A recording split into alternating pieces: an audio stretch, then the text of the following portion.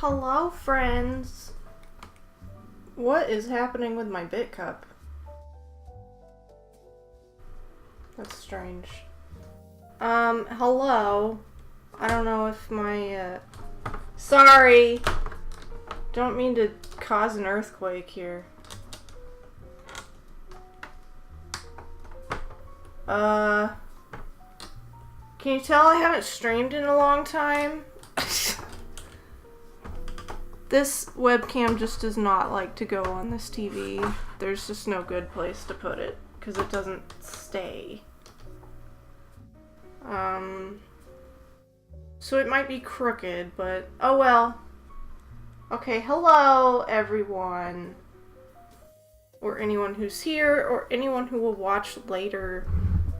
Welcome to the stream.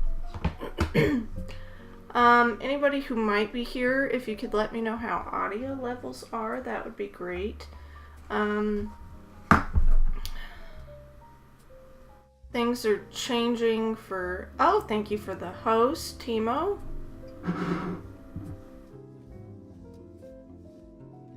I like to hear my alerts. Although it goes weird with this music. There we go. This just not cooperating with me.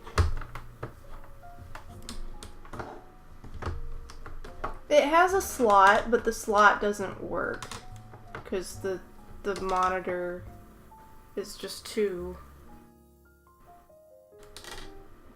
big for it, I guess. I don't know. Let me know if you like the music. That's good enough. Okay, thank you for the host, Timo. Hope you're doing well. Hi, Paige, and hi, everyone. Hello, Sarah. Hope you're doing well. Didn't hear the alert, just saw it. Well, it blended in with the music, because it was there. I heard it, but it definitely blended in. Everything's all spring. That's what I was working on this morning. On the stream. I had to change my background and everything. I'm assuming that we finished the last book. I don't actually remember. And that was number 12. Hollow Oak. Yeah, I think we did finish it.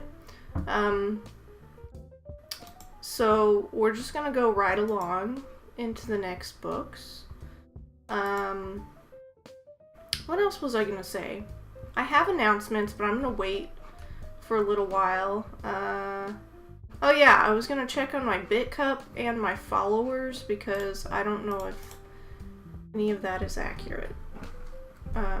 My bit cup in theory should be empty. I don't know what's happening there. But to see, I have 141 followers, so my follower count is not correct. Yes, those are cherry blossoms, and you can't, well, here, I'll,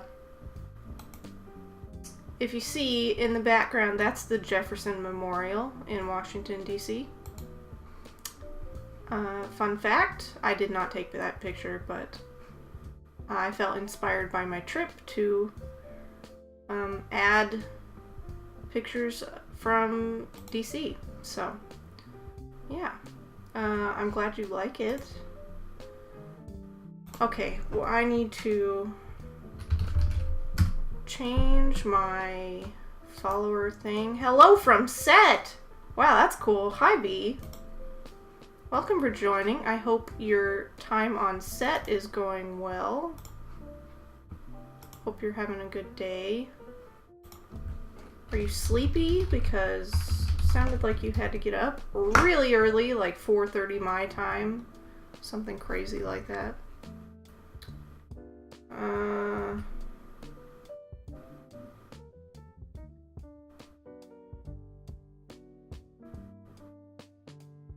My storm door is locked. That's strange. Okay. I gotta go do something so my neighbor can pick something up. I didn't think my storm door was locked. That's very strange. They have changed Streamlabs thing.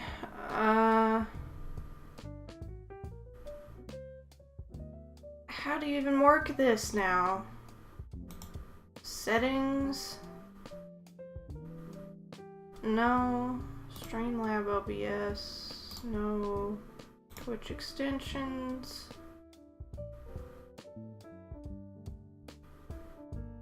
What? Am I logged into the wrong thing? Widgets. Should be widgets. Donation goal, alert box, chat box. It should be a goal. It's not a donation goal, but follower goal. Yeah, it's set up. Okay, I gotta end it. Our goal amount is 150. Hello. Thank you for the host fee.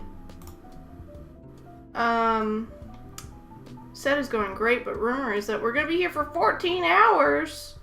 Well, you're getting paid, right? Not that, you know, that makes it any better, but at least you're getting paid. Live pet. It's time for CD reduction spawned. 36. I know I have an extension for a live pet, but I don't know what that means, so. 5 a.m. my time. Blech. 141 is my starting amount. We will end after May 31st. And it always does this. Why does this do this? And then I can't start it because it says the title field is required. Well, guess what? I put in a title. I put it in. Don't quote me on that, Riddy Alexandra, ma'am. So annoying. And now things just aren't working.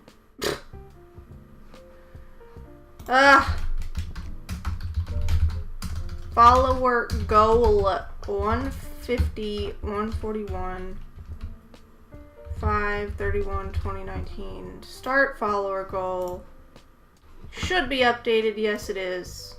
Very good. What was the other thing I was going to check? I don't know. It doesn't matter. She put in the title. Guess what? Go away, live pet. I'm getting paid, yes, and after 8 hours I'll get overtime pay. Oh, that's cool. So at least there's that. And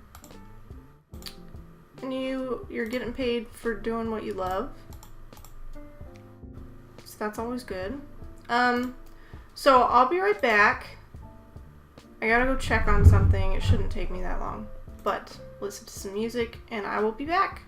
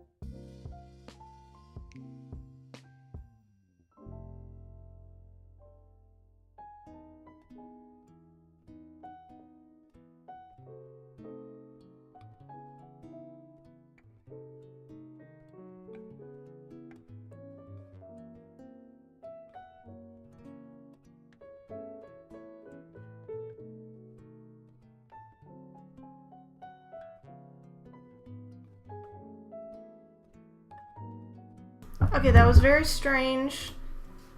A neighbor, somebody needed to pick something up, so I put it in between our front door and then, you know, the storm door part. My contact texted me and said the door was locked, but it definitely wasn't. So I don't know what was up with that. It's kind of strange. They're calling me back. Oh, okay. I'm sure you're gone, but have a great rest of your day on set.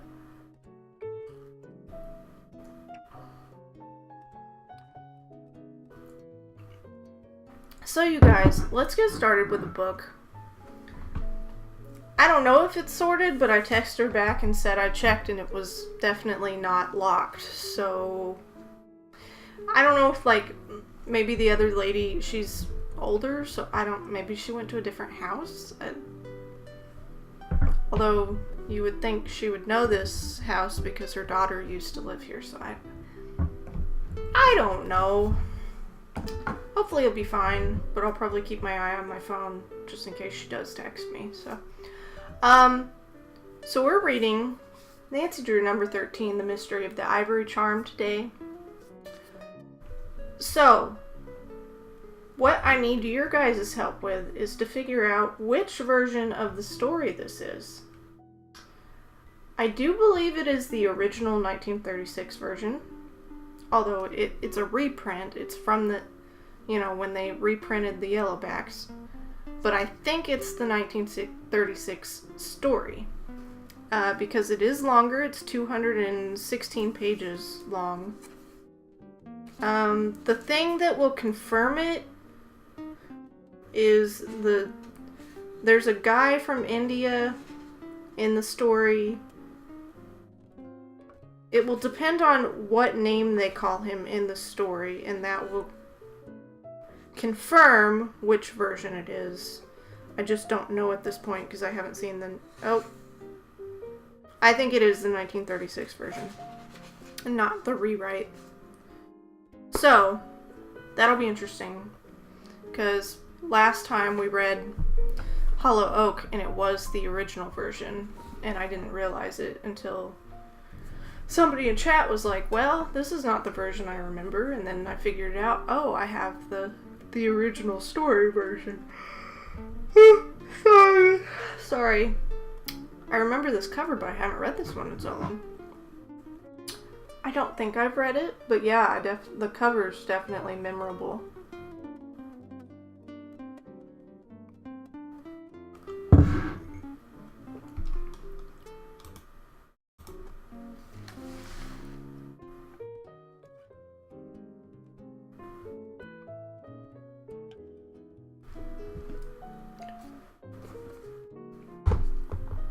I don't really know, you guys. My hair is a mess. I don't really need the headphones, but makes my hair look better, I think. It looks like it's messy intentionally when you put headphones on. Okay, let's go ahead and get started. Sarah, can you tell me if the music is too loud, too soft, just right? Let me know. In the meantime, here's the picture at the beginning of the story. There's an elephant in there.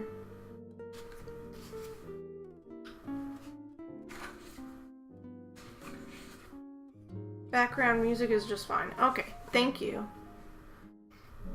Without further ado, chapter 1 is called Fortune Telling. Nancy Drew, neatly dressed in a blue traveling suit, her golden hair bound snugly beneath a modish little hat, yeah, that's definitely 1936, sighed as she addressed her companions, the Fane and Marvin girls, who stood beside her on the station platform. "This certainly isn't the most pleasant way to end a delightful vacation," she commented. We've been waiting only an hour, but it seems an eternity," returned one of her chums, who was not only boyish looking, but was also always called George Fane. She stared down the long expanse of gleaming track. "It's my private opinion that all trains have been discontinued on this poky old line," she added. Are you really so eager to return to River Heights, Nancy? Bess Marvin inquired curiously. I'm sorry the vacation has ended, but in a way I'll be glad to get home. One can't play all the time. For the past month, the three friends had spent a happy, carefree vacation at a camp in the mountains. They had enjoyed hiking, swimming, horseback riding, and mountain climbing. The outdoor life had brought a becoming color to their cheeks. Yet during the final week, Nancy had found the steady routine of fun slightly monotonous, and she was not especially sorry to be returning home. I think Nancy secretly was disappointed because she failed to unearth a mystery at camp, George said teasingly. The mystery I'd like to solve right now is that of our train. Girls, I do believe it's coming, Bess exclaimed joyfully. The block signal just dropped. The three chums were gathering together their luggage when the station agent emerged from the depot, a train order in his hand. Number 6 is reported another half-hour late, he told them with a regretful smile. This one coming is a special freight. In deep disgust, the girls sat down on their suitcases again and with scant interest watched the approach of the train. It thundered into the station, and the engineer began switching off several cars to an adjoining siding. Circus cars! Nancy exclaimed, her interest quickening. A circus would come to town just as we're leaving, George commented in disappointment. Well, at least we can watch the unloading of the animals, Nancy said. Come on, let's cross over to the siding. Our train won't arrive for at least half an hour. Welcoming any diversion which would help to pass the time, the girls established themselves in the vicinity of the circus cars. The unloading went forward with routine precision. Attendants shouted orders as they dragged forth boxes of equipment and various canvas-covered cages of snarling wild animals. I wish we could see what's inside, George complained. At least they can't box up the elephant, Nancy chuckled. They're unloading him now, farther down the track. The girls drew close to watch as the huge jungle animal was induced to emerge from the car. He was coaxed and guided by a handsome little brown boy of not more than 12 years of age. The lad kept the ponderous elephant under astonishing control. Now and then he uttered a sharp command in a language which the girls did not understand. It's marvelous the way that lad handles the elephant, Nancy commented in awe. He scarcely uses the hook at all. He seems to control him through the animal's affection for him. They make an interesting pair, Bess remarked. The boy so small and the elephant so huge. The lad must be from India, Nancy mused. While the girls watched and marveled at the small attendant's skill, a dark-skinned man of middle age, dressed in a white uniform with gold braid and wearing a cumbersome turban on his head, came running along the tracks toward the bull car. His face became convulsed with anger as he bore down upon the Indian lad. You, Koya!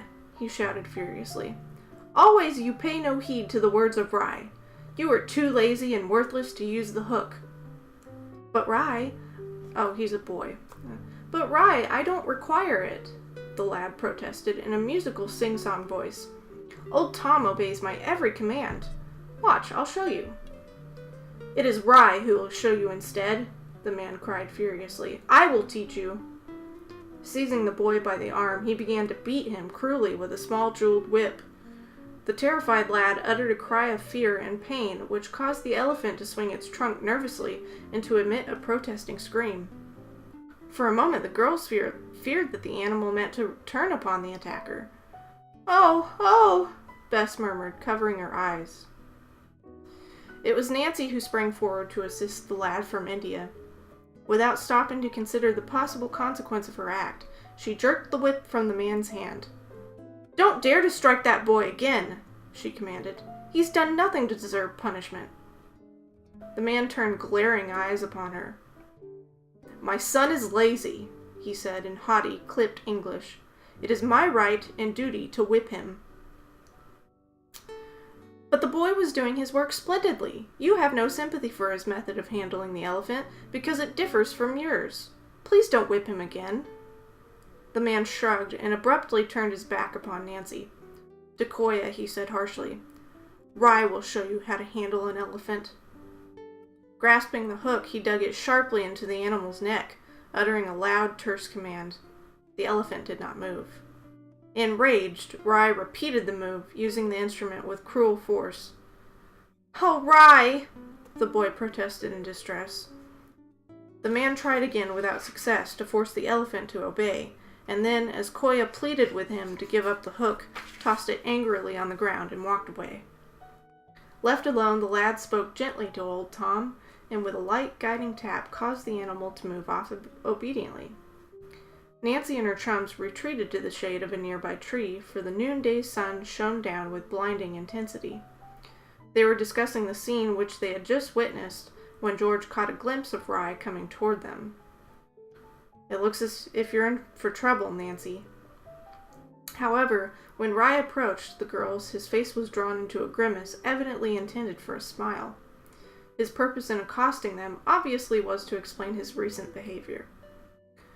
"I did not wish you to misunderstand," he said with an oily smirk. "I love Koya very dearly, but he is a lazy lad and will not work unless I use the whip." The girls remained silent, and Rai went on in a voice of forced cordiality. "Perhaps the young ladies would be amused to have their fortunes told. Rai is said to have the ability to read the future." Nancy was about to refuse the offer, but Bess forestalled her by saying eagerly, "Shall we, girls? It might be fun." "First," said Rai significantly, "my hand must be crossed with silver." Bess found a coin in her purse, which she dropped into the native's palm. He frowned slightly as if it were not large enough, but the expression was gone in an instant, and he told her a very acceptable fortune, which included a year of good luck, an important letter to arrive soon, and a pleasant journey to be made in the immediate future. "Since we're all waiting for a train now, the journey is fairly well assured," Nancy smiled. George's turn came next, and she too received a prophecy of many good things awaiting her in the coming years. It too was a routine fortune, and for that reason disappointing. "Never mind telling mine," Nancy remarked indifferently. Casually, she leaned against a large crate which workmen had unloaded a few minutes before the circus train and deposited near the tree. George caught her by the hand, jerking her away.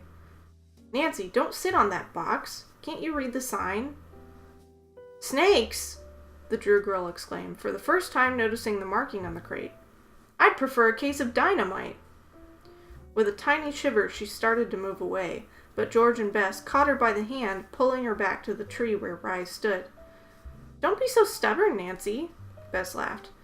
"Be a good girl and have your fortune told. Then we'll all go back to the station." To satisfy her companions, Nancy obediently submitted herself to Rai's strange scrutiny. As he fixed his piercing dark eyes upon her face, she experienced an uncomfortable sensation which she was at a loss to explain. For some moments he stared at the girl without speaking. Then in a low, tense voice he said, "Rai can see no good fortune ahead. Alas, my daughter, it is written that you shall have great trouble.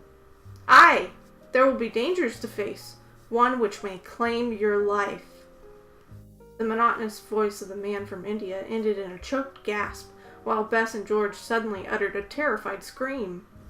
From the lower branches of the tree, a huge jungle snake had dropped directly upon the unsuspecting Nancy, wrapping its powerful coils about her in a venomous grip of death. Oh, I have no bookmark.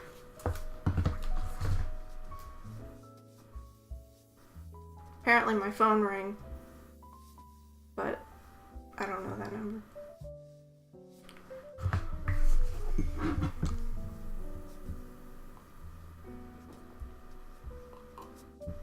Yeah, I don't know why she's paying him. Bess can be ridiculous.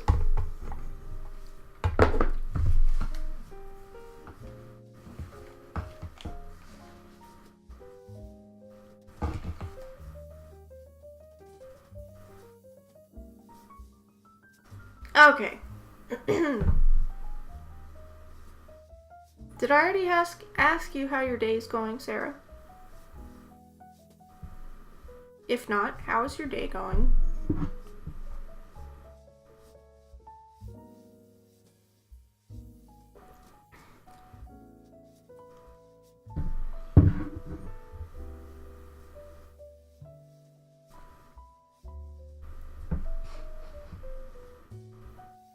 This music is kind of sleepy.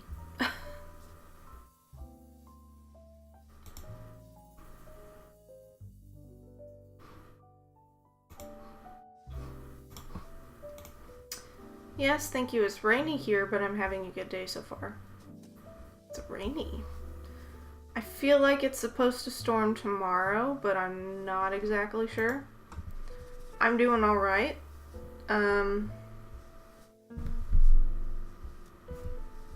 Hi, Timo. How are you? Yeah, I'm doing alright. I will get to the announcement soon. And that will kind of explain what's been going on. Other than that, I'm working on ballet stuff. Our recitals at the end of May, so we just kind of recently started our choreography for that. So, doing my makeup while I listen to you read. Oh, nice. How are you, Timo? Did I already say that? How's your day going? Just taking my Tylenol, which tastes amazing. Well, you shouldn't taste it. That's exciting. I hope rehearsals go well. So far, so good. We have another one tonight, so I don't know why I keep...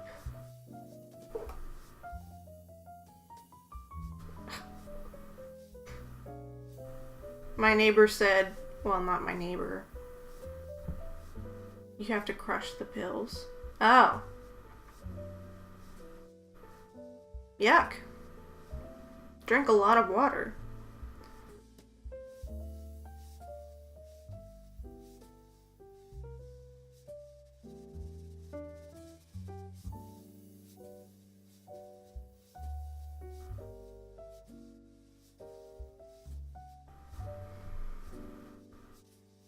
Okay. Anyways, let's continue. Chapter 2, An Ivory Charm. The Drew girl, temporarily paralyzed with fear, uttered no sound as the huge snake, which had escaped from a nearby circus box to take refuge in the tree, wound itself about her body. Then, recovering slightly from the shock, she made a desperate, though futile effort to free herself from its tightening coils. George and Bess, horrified at the sight, looked frantically about for weapons with which to fight off the reptile, all the while pleading with Rye to go to the aid of their chum. The Indian's eyes bulged with superstitious fear. Instead of hurrying to Nancy's assistance, he dropped down upon his knees in a state of half-trance, and in a sing-song voice began an incantation in his native tongue. "Stop that chanting and help us!" Bess cried in distress, striking as hard as she could at the snake with a sharp stick. George looked desperately up and down the track, shouting for assistance. Little Koya, hearing her voice, came on a run to learn what was wrong. At one glance, he took in the situation and darted away again. George and Bess feared that the boy had been terrified at sight of the snake, but a moment later he returned with an older man. The latter, Harold Blunt, who handled the reptiles for the circus, knew exactly what to do. With Koya's assistance, he quickly freed Nancy and boxed up the dangerous reptile. Nancy's nerves were so shattered from the ordeal that with a little gasp, she sank down on the grass. Her face was quite white, but she laughed shakily as Bess and George rushed to her side. "Are you badly hurt?" Bess inquired anxiously. "I'm not hurt at all. Only frightened. It really was nothing." "Nothing?" George cried. "Why, it's a wonder you're alive, and you call it nothing?" "Excuse me. I only meant that I'm quite all right now. I know I owe my safety to Koya." She looked about for the Indian lad. "He disappeared very quickly," she said with regret. "I wanted to thank him."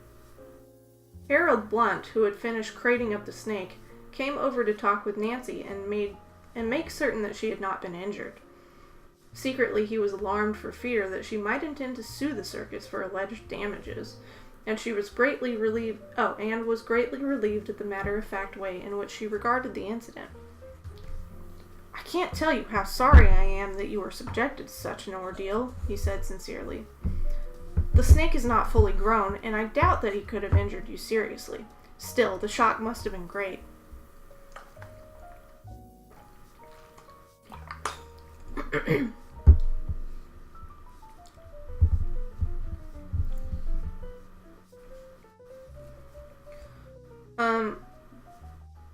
I was a little startled when the reptile dropped down out of the tree, Nancy smiled.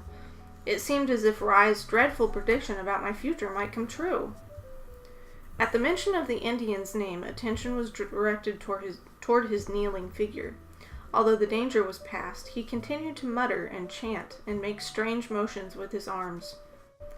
"Snap out of it, Rye!" Harold Blunt called sharply. "The snake won't get you now." Slowly, the fortune-teller arose and came toward the little group. "A reptile will kill with a look of the eye," he muttered. "So it has been written, and so it is." "Nonsense!" Harold Blunt interrupted impatiently. "I've taken care of snakes all my life, and such talk is sheer superstition." Rye did not appear to hear this remark. His dark eyes fastened upon Nancy with an expression of awe and worship. "You have supernatural powers," he said in a hoarse whisper. "It was that power which saved you from the reptile." It was the snake's owner who saved me," the girl corrected. She turned impatiently away from Rye, but he plucked at her sleeve. "Wait! I shall bestow upon you a gift, a wonderful charm. By so doing, my own fortune will improve. So it is written." The mention of a charm whetted Nancy's curiosity, and although the entire scene had grown distasteful to her, she could not resist waiting to learn the nature of the promised gift. From a black velvet cord about his neck, Rye withdrew a small white object. He held it for a moment in his closed fist, muttering a few unintelligible words. Then solemnly he offered it to Nancy. She stared down at the little token, a tiny carved elephant in pure ivory.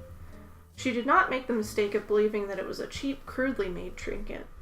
Rye, in the superstitious belief that she was endowed with remarkable powers, had given her one of his choice possessions.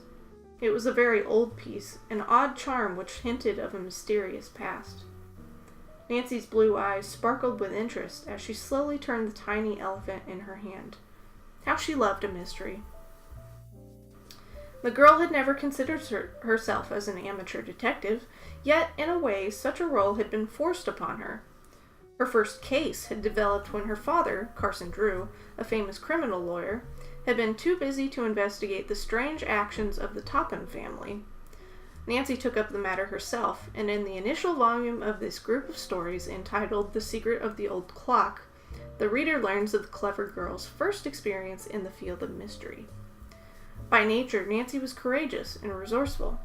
Left motherless at an early age, she had developed an amazing ability to fight her own battles in the world. Hannah Gruen, the family housekeeper, declared that her young mistress's love of mystery would surely prove her undoing in the end, but the girl had demonstrated more than once that she had a natural aptitude for detective work. A queer bungalow, a rambling old ranch, and a mysterious inn provided background for Nancy's sleuthing abilities. Her most recent adventure, related in the volume The Message in the Hollow Oak, carried the girl to the Canadian woods.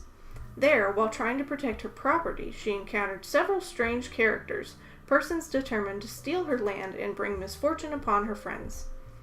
Bess and George, who were cousins, lived in the same neighborhood at River Heights.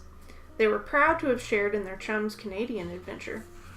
Now, as they noticed Nancy's excitement upon viewing the ivory charm, they suspected that she was deeply intrigued by its suggested mystery.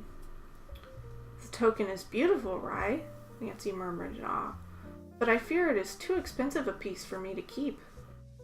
"No, it is for you," the man from India insisted. "It is my wish that you wear it." "Tell me, has the charm any particular story or significance, Rye?" The man smiled mysteriously. "It has a story which fades far back into the past, a strange tale of a little-known mystic province of India. This charm was once a prized possession of a great ruler, a Maharaja, who is said to have been endowed with supernatural powers. And if I wear the charm, will these powers pass to me? Nancy asked jokingly. The strange man replied soberly, The charm will so endow you, and since I have bestowed the gift upon you, my own fortune should change for the better. I scarcely know what to say. I advise you to make up your mind quickly, Nancy, George interrupted. Our train's coming. I'll keep the charm, the Drew girl decided instantly. Thank you for it, Rye. Bess and George were running toward the railway station. With the carved elephant clutched tightly in her hand, Nancy darted after them. The girls gathered up their luggage and boarded a coach only a few seconds before it pulled out from the station. Imagine nearly losing our train after waiting for it all this time, Bess gasped, as she dropped into the first available seat. Nancy was peering from the window. I wish I could have talked with Koya before we left, girls.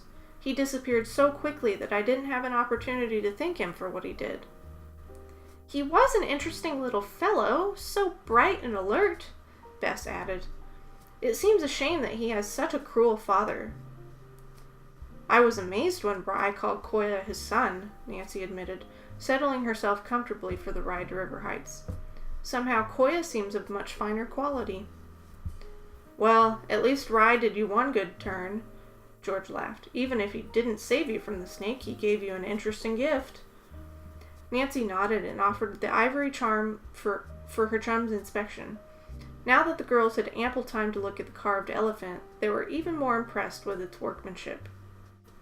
You're the luckiest creature I've ever known, Nancy, Bess sighed enviously. I earned the charm, I think. Having a snake drop down and give one a playful squeeze isn't exactly my idea of hilarious fun. Nor mine, Bess agreed. No, you're welcome to the gift. I don't crave it in the least. It may bring you bad luck instead of good, Nancy, George commented thoughtfully. Do you really intend to wear it? I haven't thought much about it yet. Of course I don't believe all that nonsense Rye was telling us. Not even about the mystical ruler? Bess inquired. That part might be true. I haven't any faith that this charm will endow me with supernatural powers. I hope not, George chuckled. You're efficient enough now. The girls were still discussing the bit of ivory when the conductor came through the car to collect tickets. He chatted for a moment with Nancy and her friends as he noted their destination, then passed along the aisle. Presently, hearing a commotion at the rear of the car, the girls looked back to see what was wrong. The conductor was engaged in dragging forth a protesting boy who had hidden beneath one of the seats at the very end of the coach. Someone seems to be trying to steal a ride, George observed. Then the three girls gasped in amazement, for they recognized the culprit as Koya, the Indian lad. You can't ride without a ticket, the conductor told him angrily. Either pay or off you go. I can't pay, the boy answered in a frightened voice. I have no money. Then off you go. Nancy had arisen from her seat at the front of the car. Koya's eyes fastened upon her, and a hopeful light flashed over his worried face. Eluding the conductor's grasp, he darted toward her. Please, Missy, save Koya, he pleaded pathetically. Don't let them send me back to my cruel father. Into chapter 2.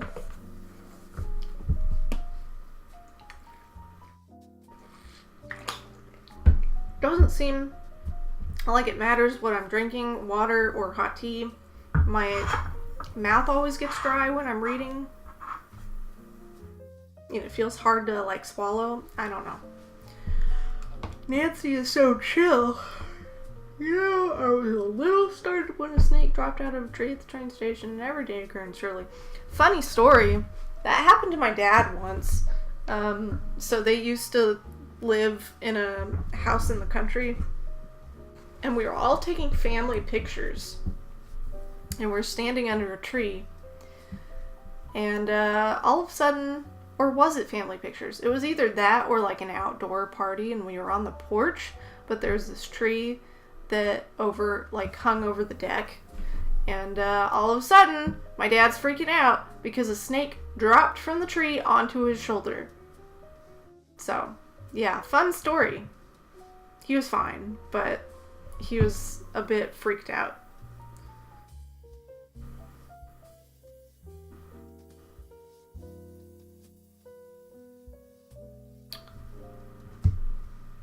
Yeah, I don't know what's going on, Timo, but I hope you feel better if you're feeling ill. Snake. I guess Nancy must now be a parcel mouth. Oh my goodness, I'd be so freaked out too. Glad he was fine. Yeah. I probably would have had the same reaction.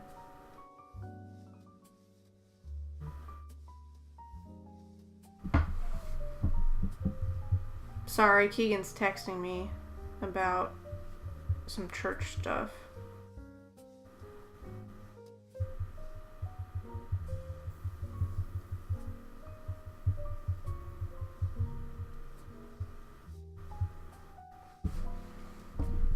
Yeah, parcel tongue in Harry Potter, it means you can talk to snakes in their language.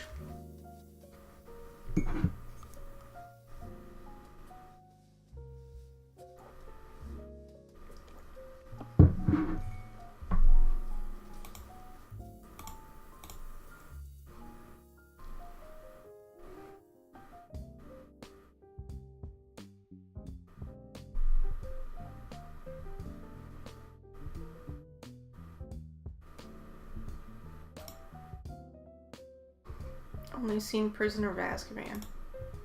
I guess you haven't read the books. I don't think they get to the parcel tongue stuff in... No, they do. They do in the second movie, but Prisoner of Azkaban is number 3. So you haven't seen all the movies and you haven't read the books. Well, I know something you need to do on your summer vacation.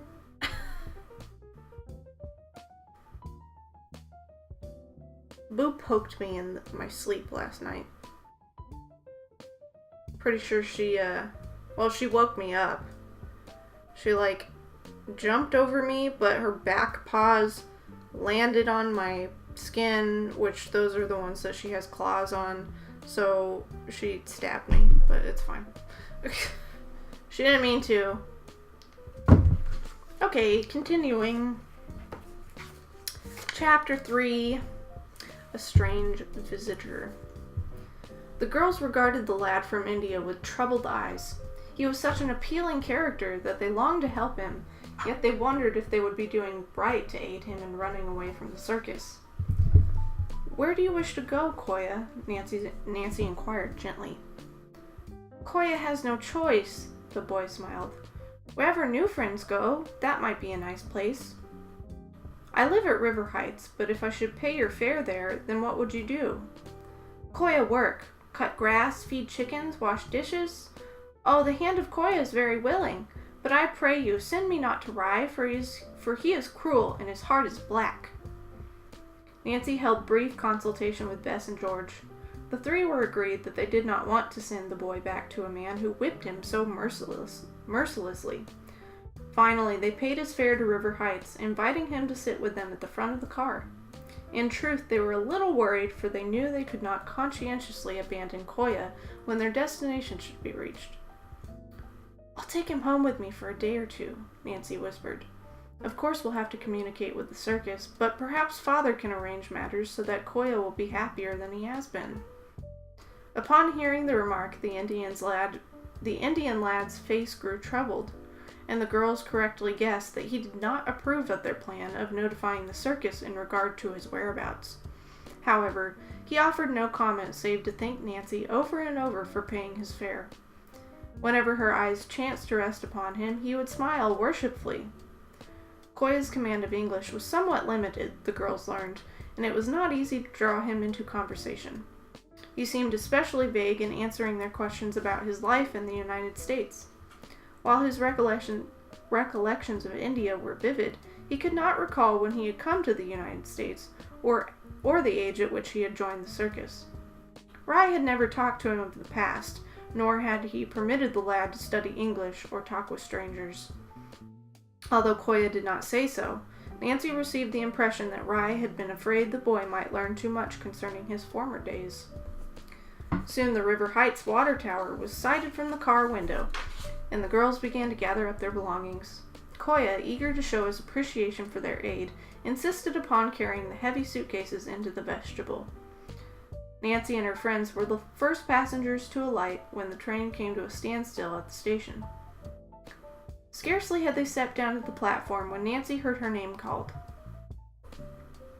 Turning, she saw Ned Nickerson, a young man who attended Emerson University in a nearby city, coming swiftly toward her.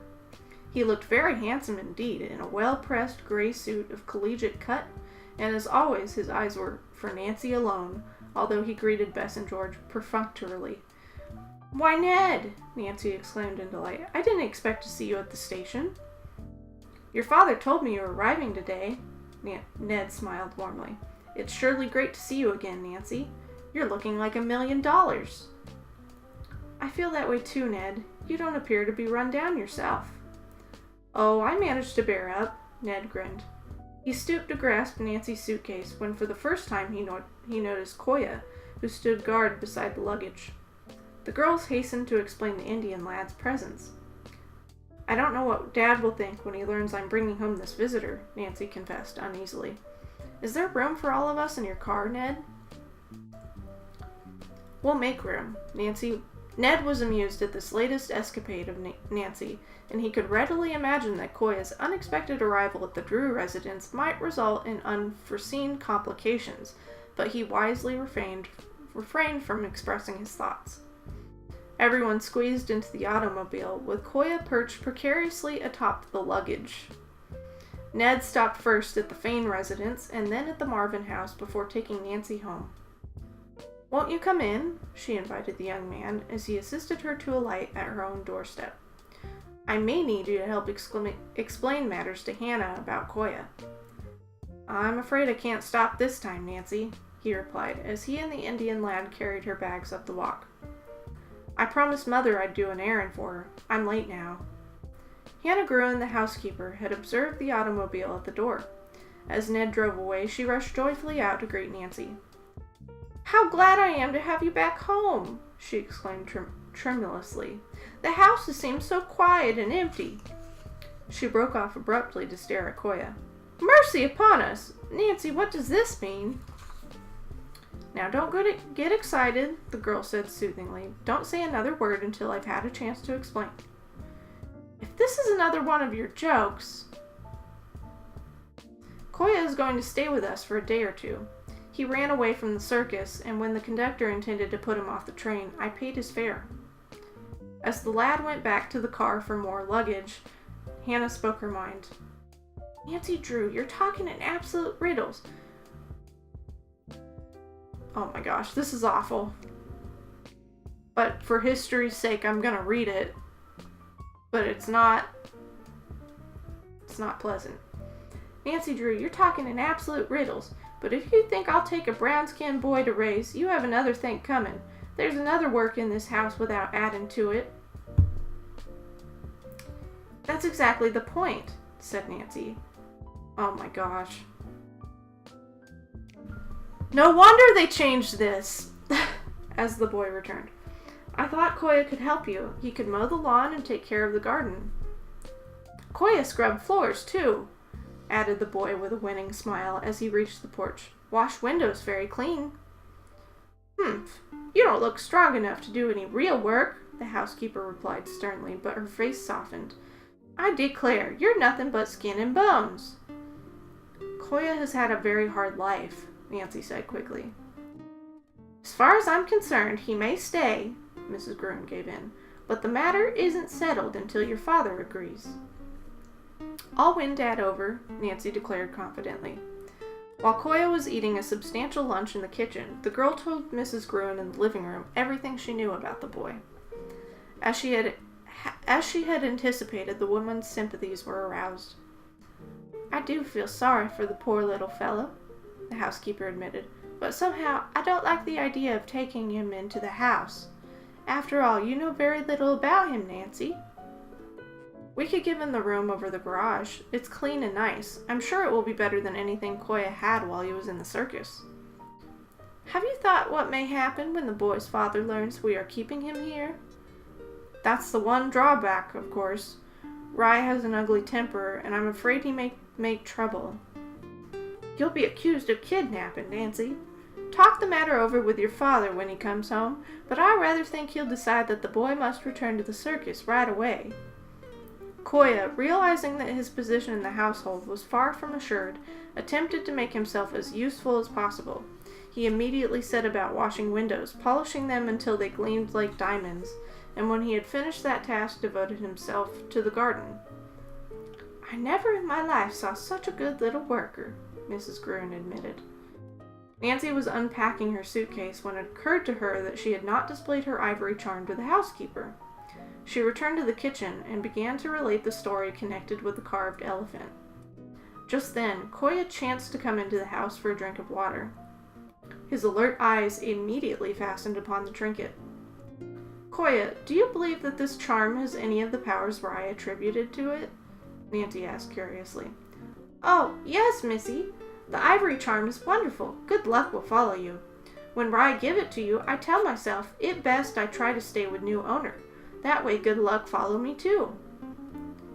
I hope you're right, Nancy laughed.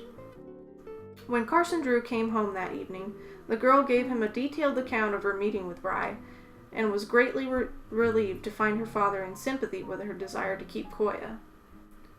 The boy is unusually alert, and an excellent worker, he commented. If you wish, I'll write his father and try to arrange matters so that we can employ Koya. It's obvious that Rai isn't a suitable person to look after him. Write the letter now, Nancy urged eagerly. Mr. Drew obligingly complied with the request, but looked troubled when he was ready to address the envelope. The man must have another name besides Rai, he said. Mr. Rai doesn't look very well in print.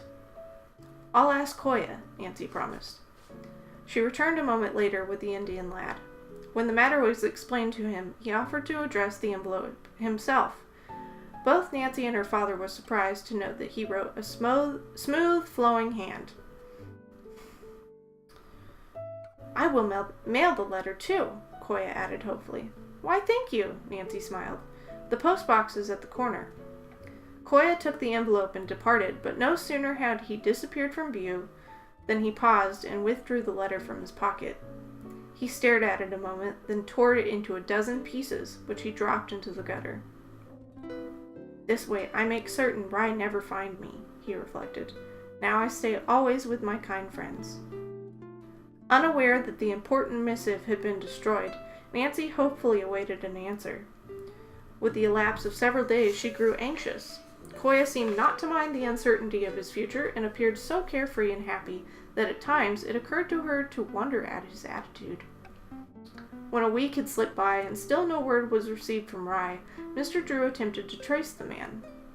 However, the Bangleton Circus had jumped from town to town and for the time being could not be located. One evening, Nancy was sitting alone in the living room when the front doorbell rang. Hannah had left the house a few minutes earlier to visit a friend, so the girl arose to answer the summons. Switching on the porch light, she opened the door.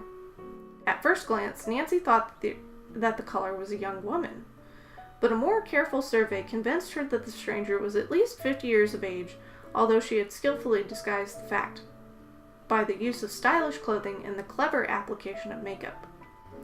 Is Mr. Drew at home? The newcomer inquired. No, he's not in just now, but I expect him any moment. Won't you come in? Yes, I believe I will wait. My name is Miss Allison, Anita Allison. The woman followed Nancy into the living room, accepting a chair which was offered. She glanced quickly, almost nervously, about the room. Nancy tried to place the visitor at ease, but she could find no subject in which Miss Allison appeared interested. She was considerably startled when the caller asked abruptly, Do you believe in dreams? Well, in a way, yes, and in a way, no. Nancy returned, Oh, wait. Sorry, that was the other way around. The lady asked, Do you believe in dreams? Well, in a way, yes, and in a way, no, Nancy returned, purposely vague. I'm dreadfully upset over one which I had a few nights ago. That's why I've come to consult your father. He isn't exactly a specialist on dreams. I want to talk to him about a legal matter, a property deal. You see, I inherited a large section of valuable land some time ago. Now a group of promoters wish to buy it for a golf course. They offered me an excellent price. Then I should think you would find their offer tempting. I do, but you see, I had this dream. A strange man appeared to me and forbade me to go ahead with the deal. It upset me so that I decided to talk the matter over with Mr. Drew. Nancy sternly restrained a smile. She knew that her father would be amused, if not annoyed, at such a silly attitude. Before she could make any response to Miss Allison's remark, the woman uttered a choked little cry. "What is that thing around your neck?" she demanded tensely. Nancy's fingers went swiftly to her throat to touch the ivory elephant charm. She had forgotten that she was wearing it. "Why, it's an Indian charm, Miss Allison," she explained, starting to remove the trinket from the velvet string. "Would you like to see it?" "Would I like to see it?" the woman echoed, laughing hysterically. "You ask me?" She arose from her chair, taking a step toward Nancy. Her thin hand reached out as if to snatch the trinket, then fell to her side again. The color drained from her face. Before Nancy could move forward to assist her, Miss Allison sagged back into her chair in a faint.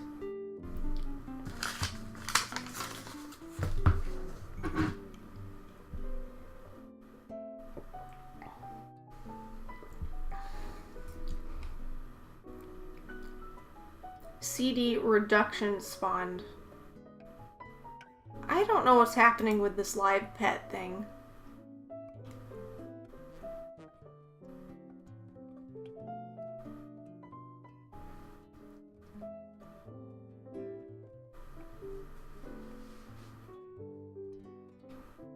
Okay. I have a big backlog of reading to do. I've still only read 3 indie books. Yeah, I will always have a big backlog of reading. Yeah, the blatant racism in this is not fun. And then using him as a servant.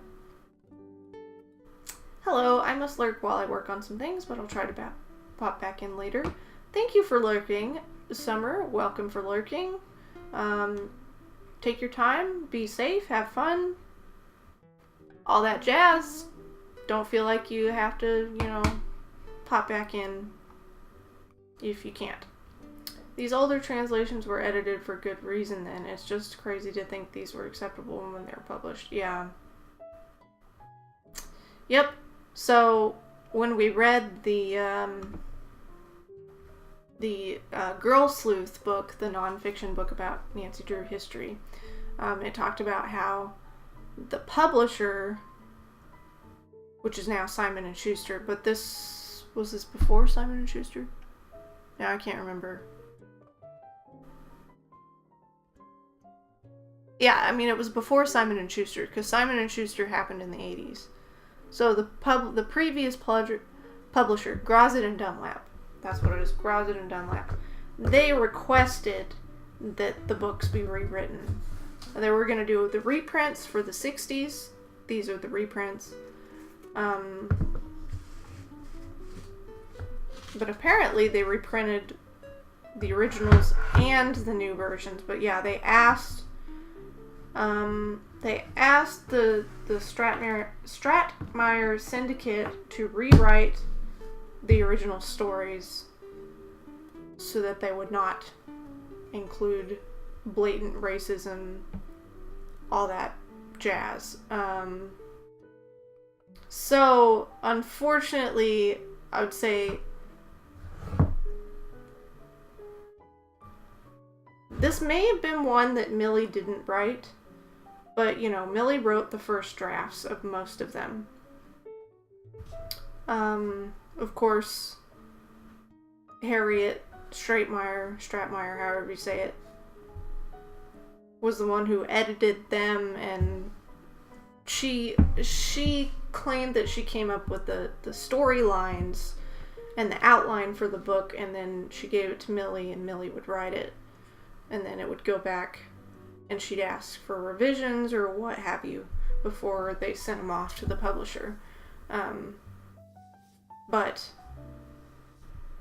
most of the rewrites were done by Harriet herself and alone, because she didn't trust anybody else to do it. She was kind of annoyed that she had to do it, and she was pressed for time because they gave her a really small window to do it. So they were mostly done by Harriet, the rewrites.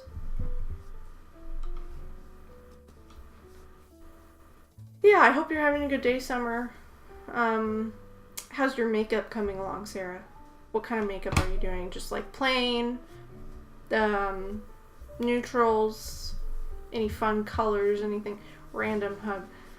Aw, Timo gave a hug to Summer. That's sweet.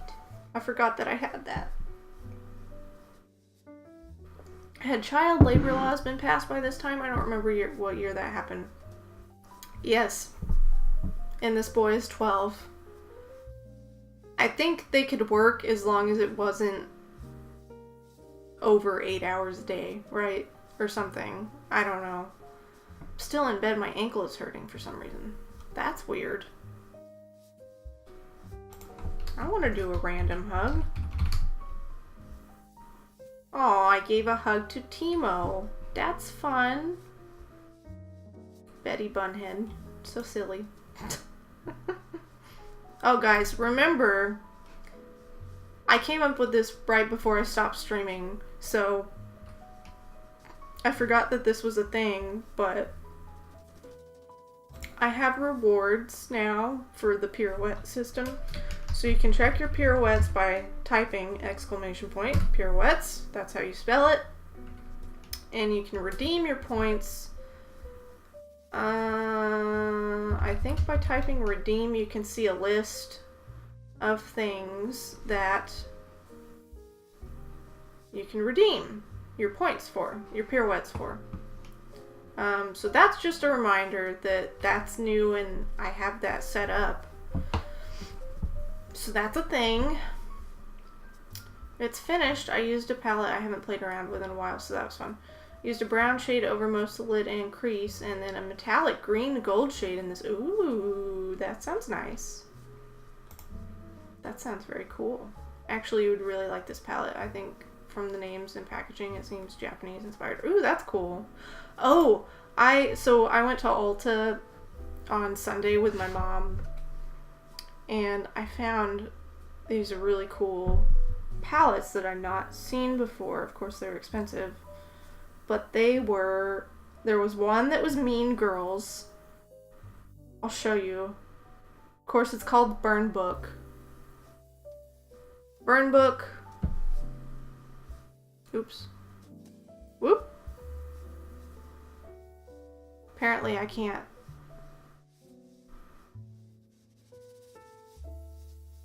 I don't know if it'll focus, but like the colors, they're named, oh, I can send this to you. I don't know why I'm showing it to you over, oh, Storybook. Okay, so you have heard it. Is butter a carb? Wednesday. So, that's Regina George. October 3rd. You can't sit with us. And yeah, I found the Wizardry and Witchcraft one. I actually really like that one. I'd be interested in having that one, but I don't know like what the quality is. Of course, it's expensive, so I would expect it to be like, is it on the like Urban Decay level quality? Is that, do you know? Text you the pics of the palette. Oh, okay. Bad Habit Mystere. Oh yes. Don't own anything from them, but I love their packaging. Oh, okay. These shade names are great. Yeah, I'll send it to you. I'll do that now while I'm thinking about it.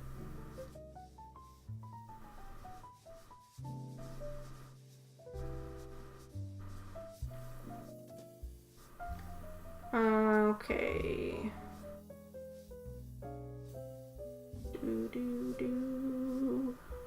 I'm actually not sure about the quality, but I do hear good things about them. Okay.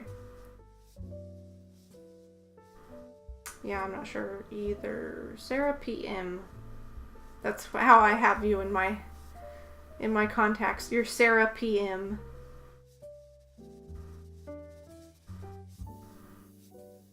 Boop, boop, boop, boop. Yeah, they look pretty cool. I'm gonna go ahead and do my announcements. Since I'm probably like gonna stream for maybe 30 more minutes. I don't know, it depends on how far we want to go. One thing I do want to get from them is their Harry Potter brushes. Ooh. Oh, were those the ones that are like wands? The brush handle is like wands from Harry Potter. Because, yeah, I want those too. So, announcements. You guys may probably already know this, but in case you don't know, you know, I took a break from streaming and from the Discord so I could focus on applying for grad school and applying for jobs. I did apply for grad school. Well, I did both of those things. I applied for grad school. I was accepted to my program, so I'm going to be starting in the fall. I'm doing my master's in library and information studies at OU, which is where I went for my undergrad. Anyways, so I'm doing that in the fall. Apparently, our live pet has just leveled up to level 5. I named her Giselle, of course. Thank you. I have been applying for jobs. I had another interview. It went really well, but I didn't get it, even though it was really close, is what I heard. So I'm still applying for jobs, still trying to get the right one. I leveled the pet for you, I guess. Okay. So I'll still be working on that, and I don't know how things are going to change when I get into the fall, and when I start working, because that'll obviously affect how often I can stream and when. So, I'll just keep you guys updated, you know, as usual, as that happens.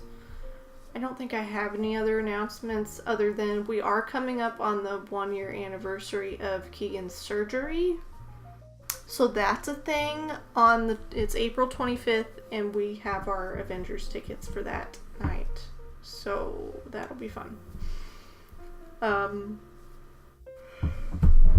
Yeah, I think that's it.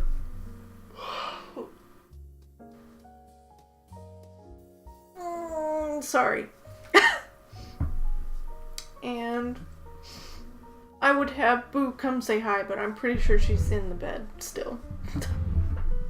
But if she comes in here, I'll show her off.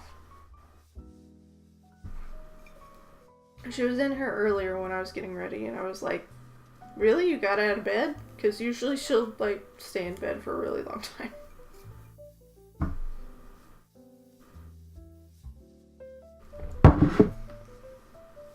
Okay, let's keep reading. Also, the other announcements is that I will be streaming tomorrow and Thursday at 10:30 a.m. Central Time again. There's a poll on Twitter if you would like to check out my Twitter page. I'm at Rooftop Streams. There should be a poll for games that I'm going to be playing Wednesday and Thursday. Not sure what those are yet, so they'll be determined by the poll, obviously. I could also post the poll in case you haven't voted yet.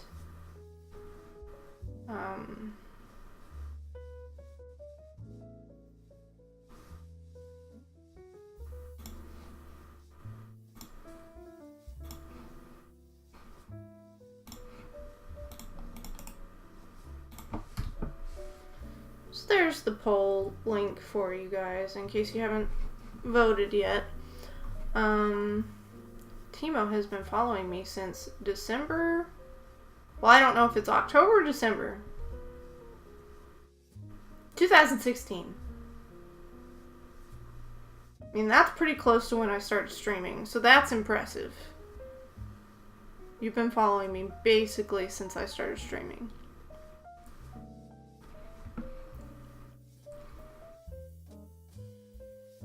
Ugh. Sorry, it may be on a timer, on a cooldown. Let me look what the cooldown is.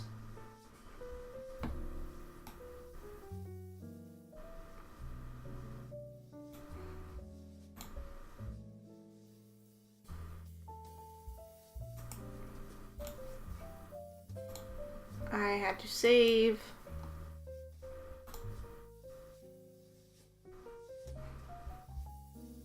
Okay, you might try it again, Sarah. The bot is silly. Delayed congratulations. Thank you, Summer. Yeah, you might try again.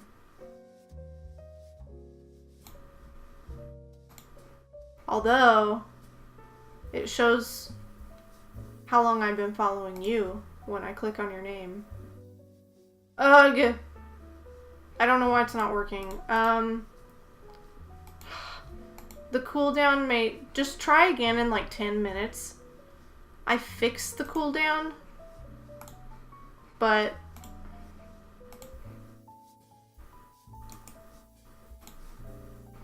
That's annoying. I'm sorry. But yeah, try again in like 10 minutes. And hopefully it will go through for you. Apparently, I've been following you since December 7th of 2016. And you created your account on December 1st. So, yeah. Okay. Let's continue reading. We are on chapter 4. I think I'd like to read 5 chapters, so let's try for that. A baffling incident. Make sure my neighbor didn't text me. Okay. Nancy moved swiftly toward the stricken woman, only to halt uncertainly as the front doorbell rang. Excuse me. She would have ignored it entirely had she not observed a man's face pressed close against the glass pane. Sorry. Having weird, digestion issues. She wondered if he had seen Miss Allison faint. At least he might offer aid. Darting to the door, she flung it open. Without waiting for an invitation to enter, a tall, athletic-looking man deliberately strode into the room. I am Steve Roach. He's a Steve, he announced quickly. Miss Allison's escort. You're just in time to help. Oh, wait, sorry. You're just in time to help. Miss Allison has fainted.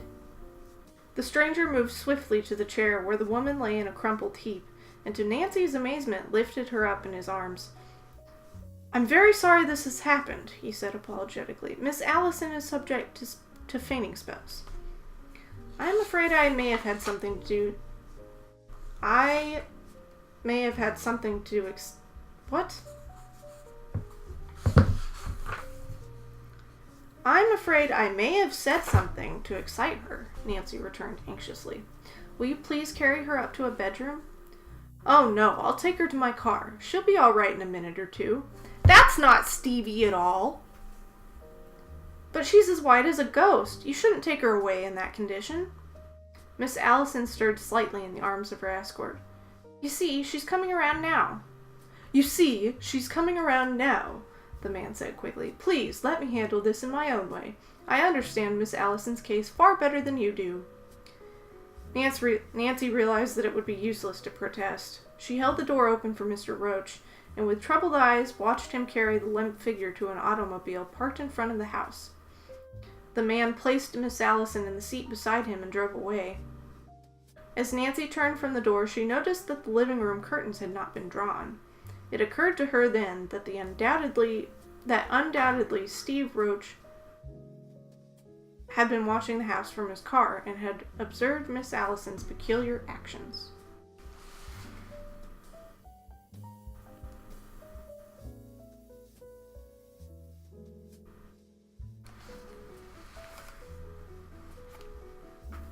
Ooh. Putting on headphones one-handed is difficult. I wonder if I should have permitted him to take her away, she thought uncomfortably. Everything happened so quickly I had no time to think. She felt convinced that the woman's fainting spell had been brought on by a glimpse of the carved ivory charm. Taking the trinket from the velvet cord about her neck, she studied it intently. Surely it guarded some secret. Yet about its mysterious nature she could not hazard even a guess. The brilliant beam of a headlight flashed across the driveway at that moment, and Nancy ran to the window in time to see her father's car enter the garage. She was relieved that he had returned home, and hastened outside to relate the strange events which had occurred during his absence. "I never heard of anyone by the name of Anita Allison," Mr. Drew said thoughtfully. "And I'm certain there's no one in River Heights called Steve Roach. Can you describe him?" Nancy furnished an accurate description of the man, but the lawyer shook his head. It did not fit any of his acquaintances. "I can't understand it at all," he declared. "Evidently they're a strange pair, to say the least. I'm just as glad Miss Allison didn't remain to consult me, for I take no stock in silly dreams, and I might have offended her by saying so. It was odd that she fainted when she saw my ivory charm. You're certain that was what brought on the spell?" "I'm not really sure, of course, but I know she became greatly excited when she saw my carved elephant. I believe she had seen it before." "That seems almost impossible." "Yes, it does. It isn't reasonable that she could be acquainted with Rye." "Perhaps the charm isn't as unusual as you believe, Nancy. It may have been duplicated many times." "Possibly," Nancy agreed doubtfully. "But even so, the charm must have some strange significance. I feel certain there's a mystery connected with it." "It's beyond me," Mr. Drew smiled. "However, it will be interesting to see if anything develops." "I have a feeling that something will," Nancy returned earnestly. "If Miss Allison should come to your office tomorrow, don't forget to do a little detective work in regard to the charm." "I'll try," Mr. Drew promised. The following afternoon, Nancy was gathering a bouquet of flowers from the garden when Ned Nickerson's car shot into the Drew driveway. "Hello, Nancy," he called gaily.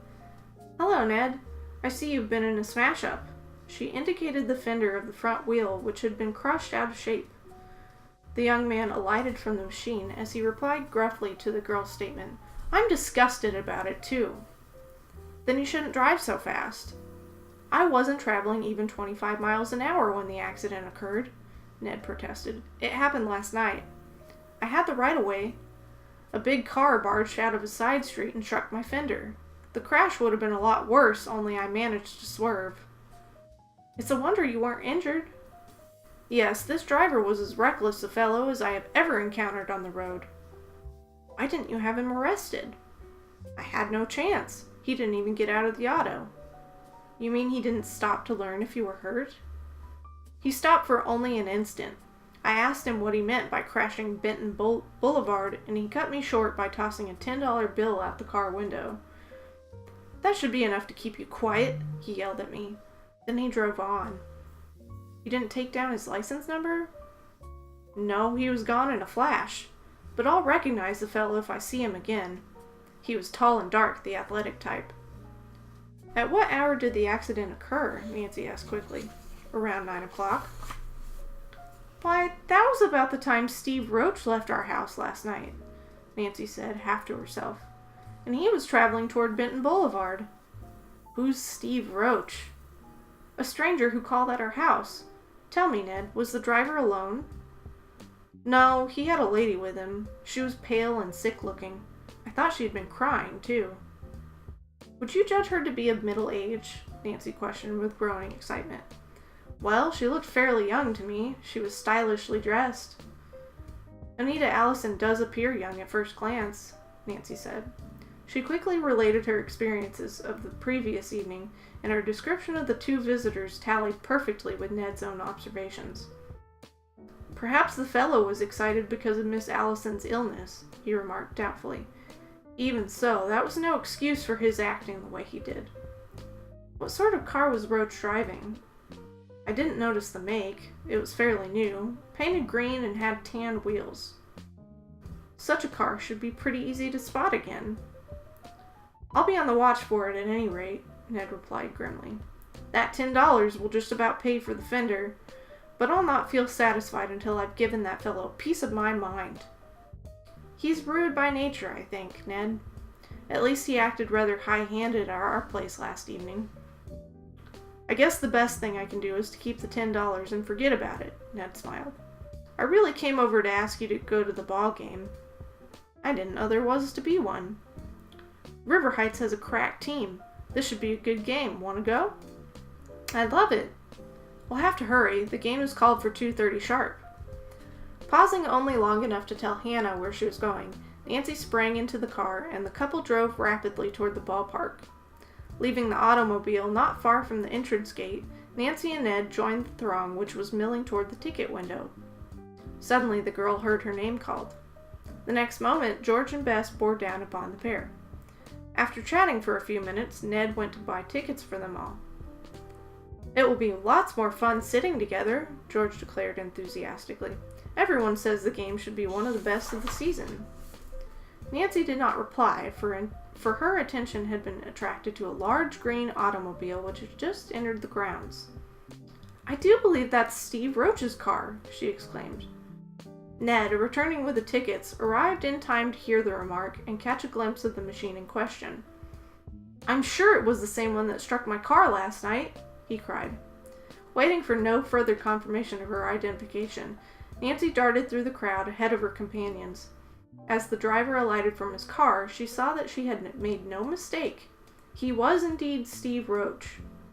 Nancy spoke his name and added urgently, Tell me about Miss Allison. Is she feeling better today? The man turned quickly, yet regarded Nancy with a cold, blank stare. My name is not Roach, he denied.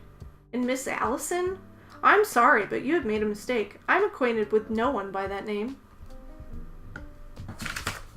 Okay.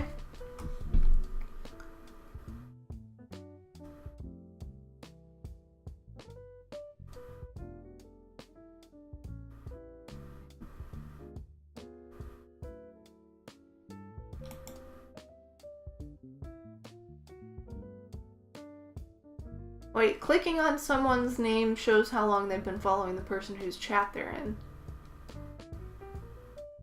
Oh.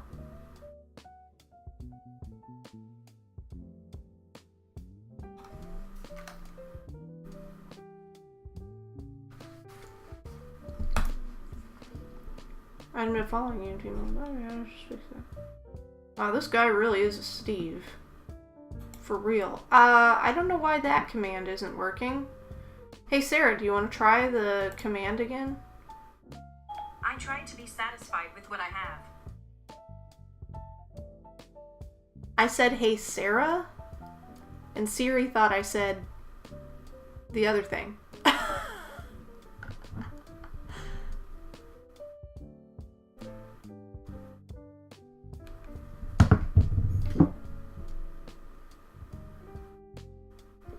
Let me see why C isn't working.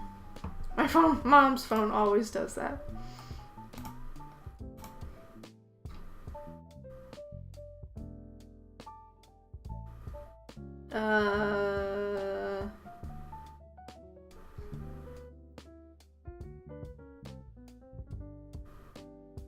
Not on here.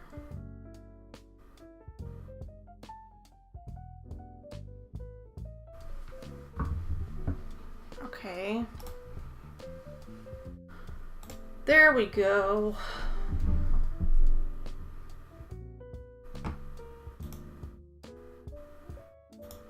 Okay, yeah.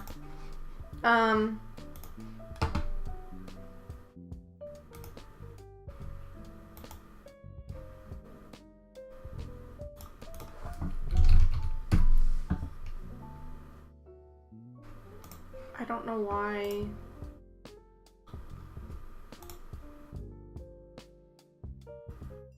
The C command isn't working.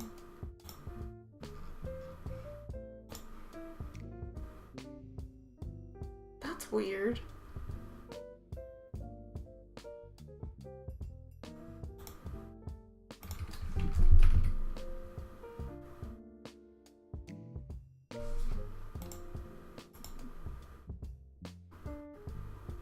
You know what?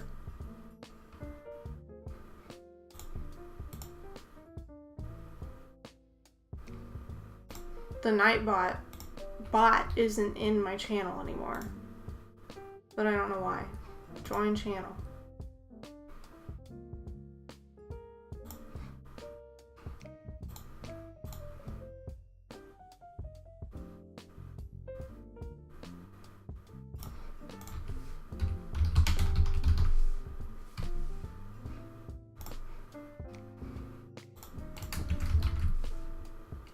There we go. I don't know why it did that.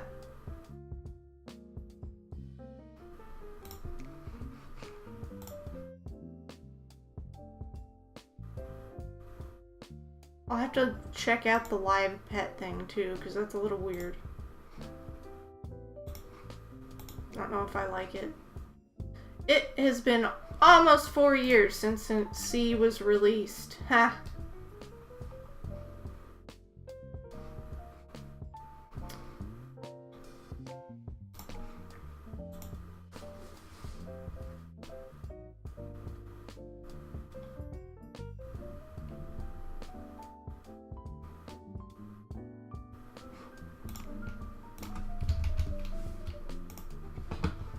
I don't know if I'll remember about the pet thing unless I look at it now, so.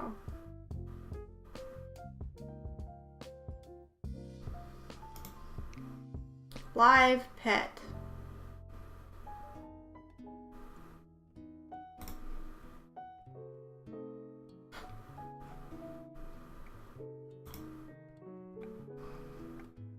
No, I don't want the extension. Or I don't remember.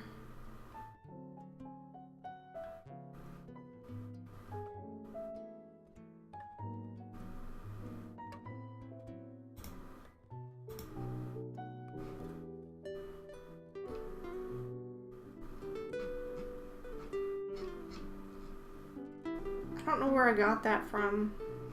Was it Streamlabs, maybe?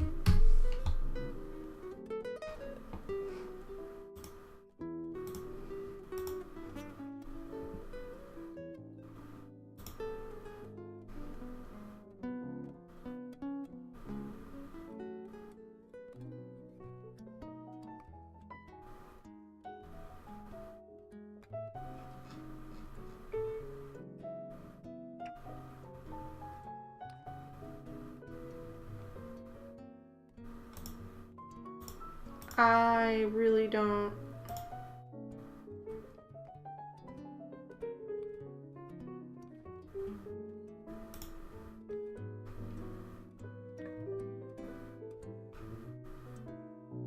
Well, that's weird.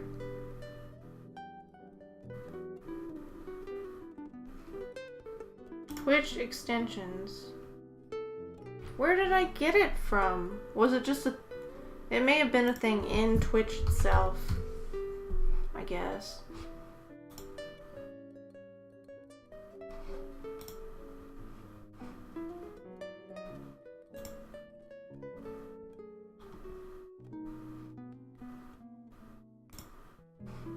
Extensions. Yes, it was from Twitch. Okay, there's a thing called face masks now. That seems weird. I don't think I like that. My extensions. Live pet. Settings.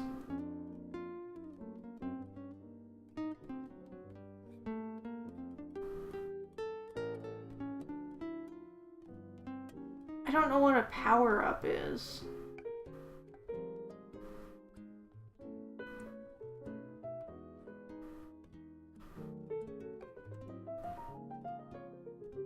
But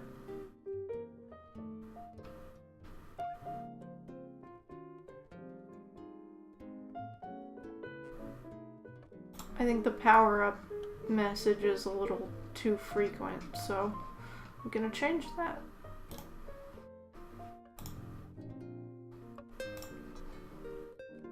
Alright. Sorry about that. I actually did set up face masks just have to make a link. Okay. I don't know if that would be weird. That kind of scares me. Okay, let's read one more chapter. Ow, I just bent my cheek again. That's like the 4th time I've done that, the same spot.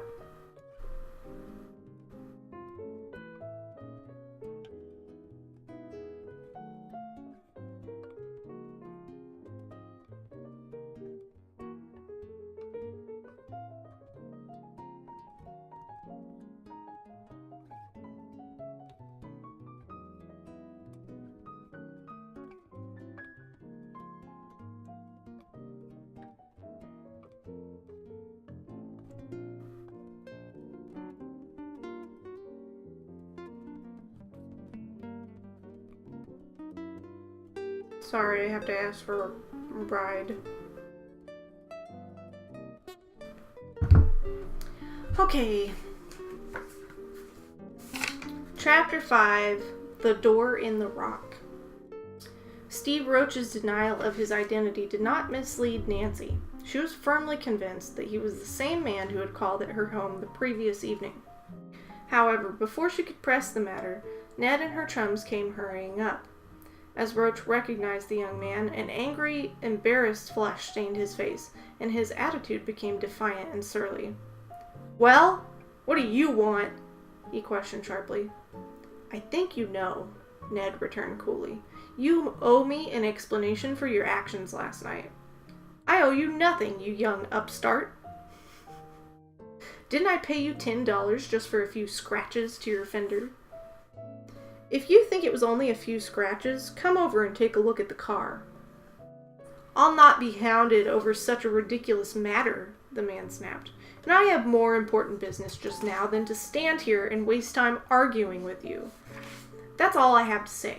But if you're wise, you'll not annoy me again." Without giving the youth an opportunity to reply, Roach stepped back into his automobile. In his haste to drive away, he barely avoided a group of women who were crossing the road.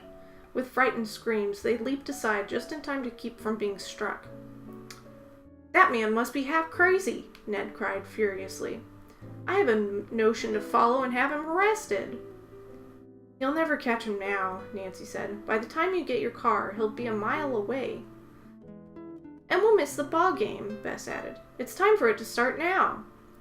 Ned allowed himself to be persuaded to give up the chase. The 4 friends entered the grandstand just as the River Heights team took the field, and a few minutes later the umpire uttered his command. "Play ball!" The game was an exciting one, with the 2 teams tied at 1-1 until the 9th inning. However, at times Nancy found her attention wandering. She kept thinking about Steve Roach, speculating upon why he had denied knowing Anita Allison. In the 9th inning, River Heights broke up the ballgame by scoring 3 straight runs. Nancy, Bess, George, and Ned cheered lustily at the result, for they were loyal to the town team. As they were driving toward home a little later, George suggested that it might be fun to have a picnic the following afternoon. "Why not?" Nancy agreed enthusiastically. "The weatherman promises that it will be another nice day." "I'm afraid I'll not be able to go," Ned said regretfully. "I don't expect to be in town." "I suppose we could make it a girl-only picnic," Nancy suggested. "But I think Koya might like to go. He's had no fun since he came to work for us." "We could take him along anyway," Bess declared. "He would come in handy to lift the heavy hampers." Bess liked to eat. 3 girls shouldn't need such heavy baskets of food," Ned teased. "Not if they mean to keep their girlish figures." After some discussion, the picnic definitely was scheduled for the following day. George brought up the question of where it should be held. "Let Nancy name the place," Bess suggested. "She always knows of such unusual sights." "I don't know any new place offhand," Nancy said, "but I'll try to think of one before tomorrow." She really gave the matter no more consideration until later that evening, when a chance remark by her father at the dinner table recalled the subject to her mind. "I have a bit of information which may interest you," Carson Drew commented. "It concerns your new acquaintance, Anita Allison. She came to see you?" "No, but a real estate dealer dropped into my office today, and from him I gleaned a little information regarding the woman's property. I learned its location. The land is considered valuable." "Where is it?" "You remember the old Dawson farm east of the city?" "Yes." "Well, Miss Allison's property adjoins it. The land includes several acres of forest, a river, beautiful rolling hills, a ravine, and very nearly everything essential to a good golf course."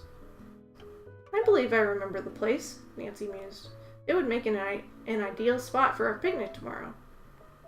"I didn't know I was supposed to go on a picnic tomorrow," Carson Drew smiled. "You're not. This one is exclusively for George, Bess, and myself. And Koya, if you are willing to spare him from his duties." "By all means, take him along," her father urged. "The boy deserves an outing." The next morning, shortly after 11 o'clock, Bess and George, laden with thermos bottles and hampers, arrived at the Drew residence. Nancy and Koya were in the backyard, loading the automobile with their own picnic equipment. "We have enough food for an army," George laughed. "Ned was right when he warned us that we would lose our girlish figures." Soon the little party was on its way. Nancy drove directly east through the city. "Where are you taking us?" Bess inquired with interest. "To a new place," Nancy smiled mysteriously. "I think you'll like it." The success of the outing seemed assured from the start, for little Koya fairly bubbled over with enthusiasm, and his gaiety was imparted to the others. He loved the out-of-doors and amazed the girls with his stories of country life in his native land. He asked eager questions regarding the names of unfamiliar trees and birds. Nancy and her chums were slightly embarrassed when they could not always give an answer, and resolved to devote themselves to nature lore with new interest. "I'm ashamed that I don't know the names of half the birds I see," Nancy confessed. "I intend to find a book at the library and study up about it." Presently the car passed the Dawson farm. Following the directions given by her father, Nancy turned into a narrow, winding side road which led between tall rows of elm trees and a tangled growth of shrubbery. "I never dreamed there was such a place as this so near River Heights," Bess gasped in awe. "Where are you taking us, Nancy?" "To see Miss Allison's land. Don't you think it's an interesting picnic ground?" "Ideal," Bess approved. "And this looks like a good place to stop, too." She indicated a wide spot under a huge maple at the side of the road. Nancy parked the car and switched off the ignition. "Koya will bring food," the boy announced with a broad smile. "Young ladies walk ahead and find place." Nancy and her chums located a small opening in the fence and crawled through. They were delighted with the wild, natural scenery and stood for some minutes admiring the view from a cliff above the river. When Koya came with the first of the hampers, they selected a smooth knoll nearby and spread out the luncheon cloth. Soon the meal was ready, but as the girls prepared to sit down to partake of it, Koya moved shyly away. "He doesn't understand that we expect him to eat with us," Nancy commented in an undertone. "Koya!" The boy's face lighted up as she beckoned him to join the group. Nancy filled his plate with delicacies. Koya waited until everyone had been served before touching his food. Then he watched Nancy's every movement, imitating exactly the way she handled her knife and fork. "Koya learns American ways very rapidly," the girl thought. "His mind is so alert, he really deserves a tutor. I must speak to Dad about it tonight. Perhaps he can arrange some studying." After lunch, the girls sat in the shade while Koya carried the empty hampers back to the car. "It's nice having someone do all the work," Bess sighed blissfully. "If Koya lived at our house, I'd be spoiled soon." "We've grown very fond of him," Nancy answered. "If I should return to claim the boy now, it would be disappointing." She abruptly arose and gazed thoughtfully across the river. "Can you imagine yourself standing here and driving a golf ball across the water?" "I can't because I don't play golf," George drawled. "My ball would go plop into the river." "This place would have too many natural hazards to suit me," Bess added. "If I ever used this course, I'd want half of the trees cut down." I imagine that old house would be torn down too and replaced by a handsome club building, Nancy commented, pointing to a large, apparently abandoned homestead, barely visible in the woods some distance away. Bess and George both turned to stare. "Why, I never noticed the place," the latter exclaimed. "Do you suppose it belongs to the Allison property, Nancy?" "It must. I'd love to explore it, but of course we have no right. We're really trespassing as it is." "At least it'll do no harm to look at the outside of the building," Bess proposed. "Let's walk over." "All right," Nancy agreed, looking toward the car. "I wonder what became of Koya." "Oh, he's around here somewhere," George answered carelessly. The girls found a trail leading through the woods. Fortunately, it took them directly to the abandoned homestead. Emerging into the tiny clearing, they were amazed to discover the missing Koya. He was standing on the front porch, apparently trying to raise one of the windows. "Koya!" Nancy called sharply. The boy wheeled. "Yes, Missy Nancy?" "What are you doing?" "No harm. Koya only look at old house." "I fancied you were trying to get inside," Nancy smiled. "You have no right to do that, you know." "Koya think nobody care," the boy replied evenly. Nancy considered the subject closed and gave the lad no further thought as she and her friends walked slowly about the house. The windows were all placed high above ground so that it was impossible to gain any impression of the interior. "It's just an old empty house, I guess," Bess said. The girls returned to the front of the building. Koya had vanished. "Now what became of him?" Nancy inquired with a trace of suspicion. "Do you suppose he dared to climb in that porch window?" Koya had a mischievous look in his eye when he said he thought no one would care if he investigated, Bess added. "He's probably inside," Nancy acknowledged. "When he comes out, I'll give him a severe lecture." The girls sat down under a tree some distance away, but minutes elapsed and Koya did not reappear. At length, Nancy grew impatient. "I'm going in there and drag him out. It's time we start for home." She arose and sauntered over to the porch. Bess and George saw her raise the window and step through. 5 minutes elapsed, then 10. "What can be keeping Nancy?" George asked in bewilderment. "I think it's time I go after her. Want to come along?" "I'll wait here. Only if there's anything interesting inside, come back and tell me." "I'll return in 3 minutes," George promised. She, too, vanished through the window. No sooner had she gone than Bess began to regret that she had permitted George to go alone. After 10 minutes had elapsed, she became convinced that something was wrong. Hurrying toward the house, she called loudly, "George! Nancy!" Her cries went unanswered. A sudden fearful conviction came upon Bess that Koya and her friends were being held prisoners inside the old house. If she were to enter, she too might be captured. "I'll go for help," the girl decided. Almost overcome with fear and anxiety, Bess raced down the trail toward the parked automobile. Once she stumbled and fell headlong, tearing her stocking. She scrambled to her feet and ran on again. Reaching the car, she was relieved to find that Nancy had left her keys in the ignition lock. Yet when Bess tried to start the motor, she had no success. Twice it caught, only to die. She was about to give up in despair when at last her efforts were rewarded. Recalling that she had noticed a farmhouse at the end of a nearby lane, she determined to go there for aid. She stepped hard on the gas pedal, and the car leaped ahead with a jerk which flung her against the wheel. The thoroughfare twisted and turned in bewildering fashion, and seemed to lead into the wildest sort of country. To the right... Sorry. Really sleepy. To the right, a short distance from the road, a high cliff loomed up. For an instant, Bess's attention wandered to the unusual formation. Then she stiffened, uttering a sharp, terrified scream. Her imagination had not tricked her into believing that a portion of the boulder had moved. A man-made door, hewn in solid rock, was slowly being pushed outward. Okay, that was the end of chapter 5. I'm sorry, I started getting sleepy.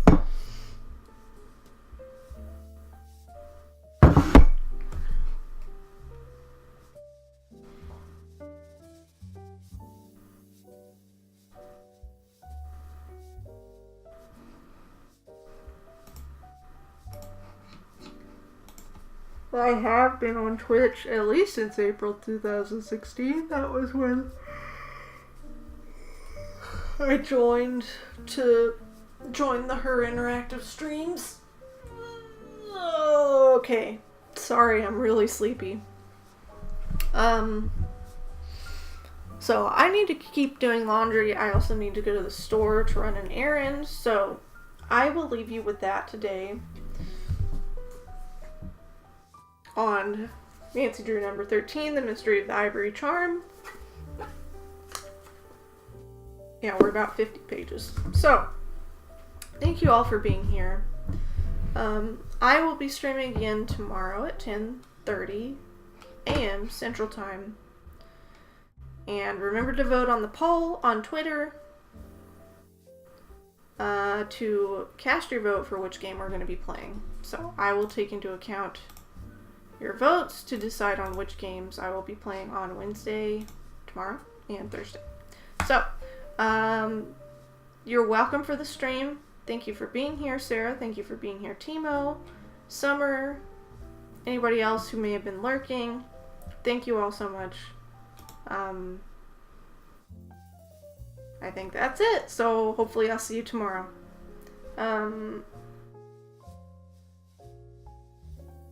Yeah. I like that emote, Timo.